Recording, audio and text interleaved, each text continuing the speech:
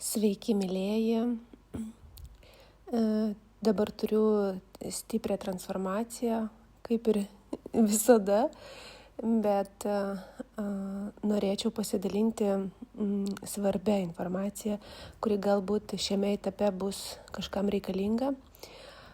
Sunku kol kas dar su vaizdu įrašyti, nes kaip tik praeinu matomumo egzaminą, taip sakant, pasireiškimo ir susijimti ir skirti laiko būtent vaizdo įrašui gana sudėtinga. Nesidalinti būtų man kaip minusas ir žingsnis atgal, todėl aš renkuosi vis dėlto eiti į priekį ir dalintis. Nes jeigu žmogus nesidalina savo patirtimi, jisai tampa kaip vėžio ląstelė, kuri nesidalina informacija ir tada kiti žmonės negauna kodų, o tie kodai reikalingi visai žmonijai, visai visatai ir tai labai labai svarbu savo patirtį perduoti kitiems. Iš tikrųjų, mus gali stabdyti tam tikri įsivaizdavimai, kaip gražu, negražu, reikia, nereikia, kažkam tiks arba netiks.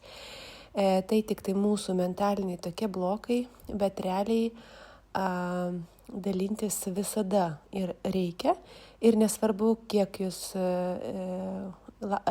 sulauksite patiktukų, taip sakant, kiek sulauksite dėmesio, svarbu perduoti tą informaciją. Taigi, ką aš noriu pasakyti tiems, nes dabar buvo kortelių balsavimas ir išsirinko labai daug kas 4 poziciją, aš suprantu, kad mane seka tokios kitokios sielos, vadinamos kitokios, jos skiriasi savo išskirtinę kažkokią misiją, jinai, čia yra kaip 17 arkano ypatumas toksai, kad yra kažkoks unikalumas, kuris nepritampa visuomenėje, kurie eina dabar pirmieji galbūt kažkokiu kitų kelių, negu apskritai įprasta visuomeniai sociume eiti. Ir tas yra labai sunku, nes pavyzdžių yra mažai, sėkmingų pavyzdžių yra mažai.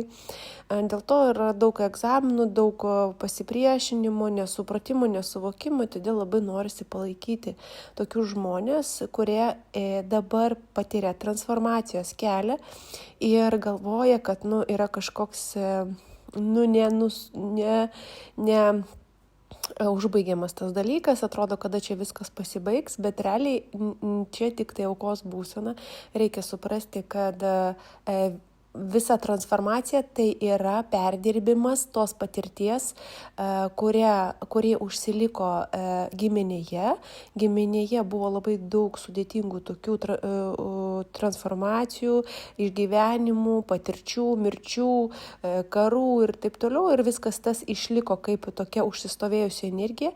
Ir mes tokios sielos, kurios pasirinko tas energijas išvalyti per save ir perduoti jau pradirbtus, išvalytus naujus kodus, sąmoningus, tai pereiti į kitą lygį, nes mūsų dabar veda iš tokių gyvuliškų instinktų, kai anksčiau žmonės galėjo pajudinti tik tai gyvuliški instinktai, 1, 2, maksimum 3 čakra, kai viskas buvo dėl išgyvenimo, judėti iš baimės, iš konkurencijos, išgyventi, kad tik tai nebūti už sociumo ribų ir stimulas yra būti aukščiau kitų, geriau kitų, kad nebūti išstumtų iš visuomenės, nes tai yra baisiausia. Žmogui yra baisiausia būti išstumtų iš kažkur, iš tos tokios erdvės, kur yra saugu. Tai kaip urviniam žmogui labai yra baisiausia yra išstumimas iš tos šeimos, kuri yra kažkokia bendruomenė. Ir tai yra baisiausia. Dėl to mūsų stumia tokie egzistenciniai dalykai, išsilygti, būti geriausiu, konkuruoti, užspaudžiant kitus, nežiūrint kitus, nuvertinant kitus. Tokia bazinė programa. Ir tai yra normalu, iš tikrųjų tas mums padėjo išgyventi, bet reikia suprasti dar tokį dalyką, kad jums būtų lengviau. Dabar per visas transformacijas, ką patiria žmonės, kurie pasirinko sąmoningumo kelią, nereikia nuvertinti tų žmonių, kurie eina kitaip, per pinigus, per verslą, per tos tokius tas užsistovėjusias programas, jie irgi daro labai didelę įtaką kolektyviniai pasąmoniai, tik tai per savo kelią, ir jeigu mes visi nueitumėm į sąmoningumą, tai tada išsikreipytų balansas, o jie atlaiko būtent materialią pusę ir jie materialiame lygyje palaiko tą balansą, kad tos sielos, kurios nuėjo į vidų, į savęs pažinimą, kad biški tas balansas išsilaikytų. Taigi reikia palaikyti vienas kitą, nenuvertinti kitų žmonių, negalvoti, kad jie yra kažkokie kitokie arba mes esam kažkokie kitokie. Ir ką norėjau perduoti, kokią informaciją, kad būtų lengviau, visų pirma, suprasti, kad ta transformacija, kuri vyksta, jinai turi vykti, tai yra perdirbimas tos informacijos, tos patirties, kuri buvo kažkada nepragyventa, neišgyventa, nes tas buvo ganėtinai sunku, nes žemame lygyje buvo sąmonė ir sunku buvo priimti, kad tai buvo normalu. Dabar mes jau žinome, kad bet kokia patirtis yra normali, absoliučiai bet kokia patirtis yra normali, sielos praeina patirtis absoliučiai visokias. Tam, kad suprasti du polius, jeigu žmogus, pavyzdžiui, turėjo susireikšminį išdidumą, jisai būtinai praeis per kažkokią stiprią gėdą, atskirimą, kur jį pažemins, žodžiu, ten, kur tu aukštai šoki, kitur visą laiką karma paskui nuleidžia žemin, kad pasižiūrėtume iš kitos pusės. Jeigu žmogus smurtavo, jisai būtinai turi pabūti ir aukos būsenai.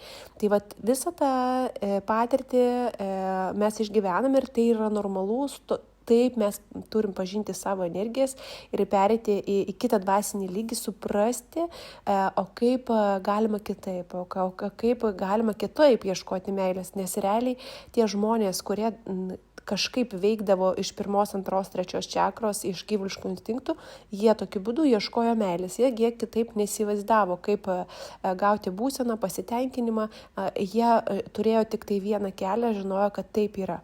Bet dabar mus veda į aukštesnį lygį, į aukštesnę sąmonę, tai reiškia, kad mes suprastumėt, kad galima ir kitaip, kad galima siekti meilės ne per išorinius dalykus, ne per materialius dalykus, bet ir per dvasinius dalykus, užpildant savęs kažkaip dvasiškai, ir mums dėl to reikia pakeisti tas visas senus požiūrius, senas programas, senas tokius modelius susistovėjusius.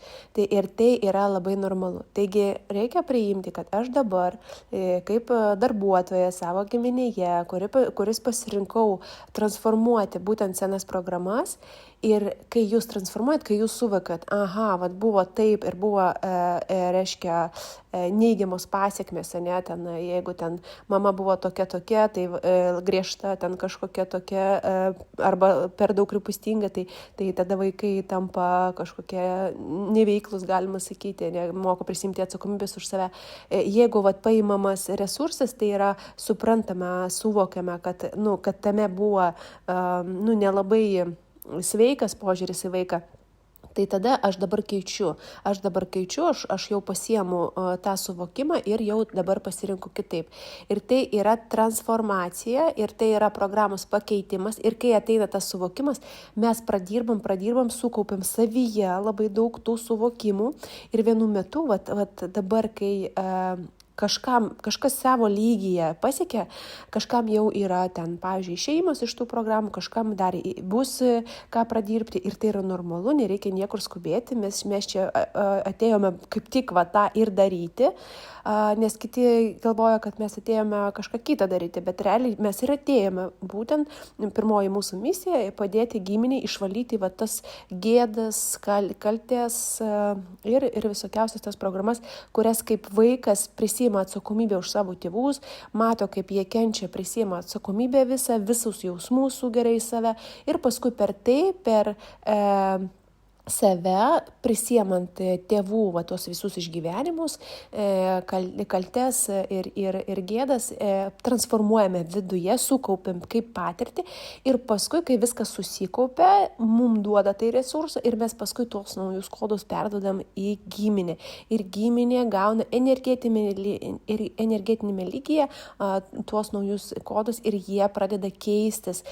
Jie jau nebenešioja tų programų, kur išstumimo, baimių ten ir mums reikia sulaukti to momento, mums reikia tiesiog sukaupti, nueiti iki 12 klasės, taip sakant, neskubėti čia kažką labai greitai keisti, mes turim praeiti visus laiptelius ir tik tai 12 klasėje, taip sakant, mes jau galim tą patirtį kaip pilną tą maišą atiduoti jiems ir energetinėme lygyje tai yra kaip nauji kodai, suvokimai, kad nereikia ten pasiaukoti, nereikia įrodinėti, nereikia stengtis kabintis už pinigų ar dar kažkokių dalykų. Ir tai yra labai didelis resursas, tai yra daugiau negu pinigai. Tai yra didžiausias nuopelnas, kurį jūs darote. Ir tiesiog su tuo būti, tą priimti, aš dabar tą darau, nes ką praeina, kitokios sielos, ką praeina, jie visų pirma turi praeiti tą gėdos išstumimo iš sociumo tokį egzaminą, kad aš esu blogesnis negu kiti.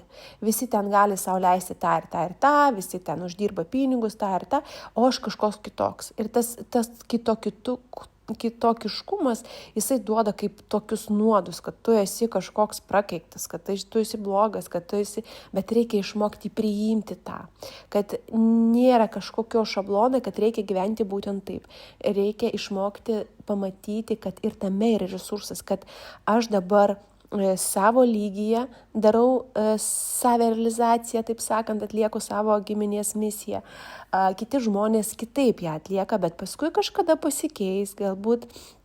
Ir tą reikia priimti savo unikalumą, kad aš dabar, jeigu kažko neturiu, jeigu man dabar skaudžiau negu kitiems, galbūt taip, kiti žmonės, kurie neina į vidų, į savo vidų, bėga nuo to, užsišaldo, galbūt jie lengviau pragyvena tam tikrus taškus, bet vis tiek ateis tas toks laikas, kaip jiem irgi reikės į tą įeiti. Ir tai gali būti labai staigiai, labai kažkaip netikėtai ir tai yra neišvengiama. Vis tiek jie irgi praeina kažkokias transformacijas ir vienu metu mes susikalibruosim, susibalansuosime ir galėsime vienas kitą palaikyti ir tai yra normalu, nes taip visatoje yra priimta.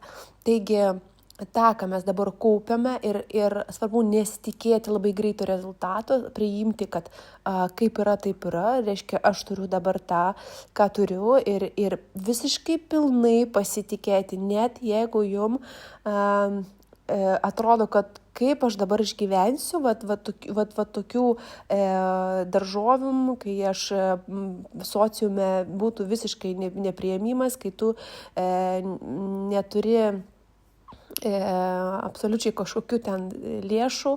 Aš iš savo, aišku, pavyzdžio sakau, bet aš tokia išgyvenau tokį dugną, galima sakyti, biškį aukos čia dar šviečia, bet aš suprantu, kad tai yra mano išbandymas pasitikėti dvasia, kuri mane veda. Ir tiesiog, tu turi kiekviename žingsnyje atsiduoti ir sakyti, jeigu, kyla įtampa, tuoj man turi ateiti ten kažkokią sąskaitą, o aš negaunu pinigų, tiesiog pasitikė pilnai ir vis tiek ateina kažkokia suma. Tai aš praeinu per finansus ir per kūną. Man yra labai sunku su savo kūnu susidraugauti, bet jau labai didelį matau progresą. Ir aišku, tai yra kolektyviškai mes visi tą praeinam, kiekvienas su savo kažkokia problema, kažkas su tėvais. Turi problemų kažkas su vaikais, kažkas su savo kūnu ir taip toliau, ir su finansais, ir tai yra normalu absoliučiai. Reiškia, mes kažkada tą, išgyvenome iš kitos pusės. Mes turim tą praeiti ir tą savo išdidumą, pasididžiavimą, nes kitokios tos sielos, jos kažkada buvo susireikšminusios ir turėjo, pasididžiavimą savo talentų, savo sugebėjimais, priklausomai nuo to, ką jie turėjo. Arba tai žinios, arba tai ten, arba kažkokios galimybės, galbūt magija kažkokia išskirtinė, kūnas. Kiekvienas turėjo savo išskirtinumą ir pasididžiavo tuo. Ir turi praeiti išstumimą iš sociumo su tuo savo unikalumu, ir tai yra normalu. Tiesiog priimti tai, nesijausti išskirtinių kažkokių išvarytų, rasti savyje tą palaikymą, rasti savyje tą šviesą, kad mane visada veda. Nei vieno žmogaus nėra be dvasios, nei vieno žmogaus. Dvasia tai yra aukščiausiasis aš, čia yra mūsų dvasinė versija, kuri sujungia mūsų su kūrėjų šviesa. Tai mus visada jinai veda. Jinai čia kartu ateina su mumis. Tik tai mes turim praeiti kelią, kad išgirsti, kad pradėti girdėti, kad pradėti pasitikėti, nes mes laikomės už sociumo programą, mums reikia paleisti pagaliau visą tai ir jau pradėti išgirsti tą dvasią.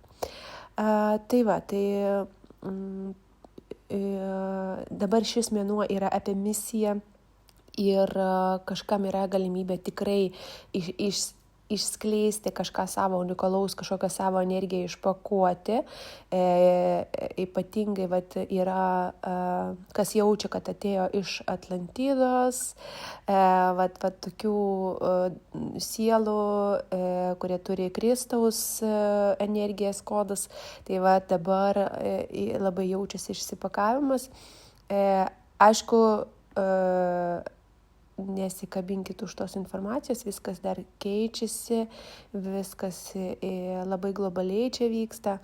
Žodžiu, aš norėjau perduoti tą informaciją, kad tiesiog, kai žmogus aukoja, kai jisai galvoja, kad jam kažkas negerai ir nepriima savo misijos, transformacijos kaip misijos, tai aišku, jisai dar kabinasi už tų senų programų. Tai svarbiausia yra suprasti, pasitikėti pilnai, kad kaip yra, taip reiškia ir turi būti. Aš jau matau savo irgi tokį išpakavimą eilinį, bet jau tokį matau progresą, ir aš labai tikiuosi, kad artimiausiu metu aš jau galėsiu į eterį kažką perduoti, kažką organizuoti. Tai kol kas tiek. Tai ačiū Jums, kad esate mano lauke. Ne veltui, mes visi esam panašių energijų. Jaučiu tai, visi, kas man atliepia, kas atrašo, visi mes esam panašių energijų. Taigi, galbūt mes kažką bendro ir padarysime ateityje. Apkabinu visus. Ačiū Jums.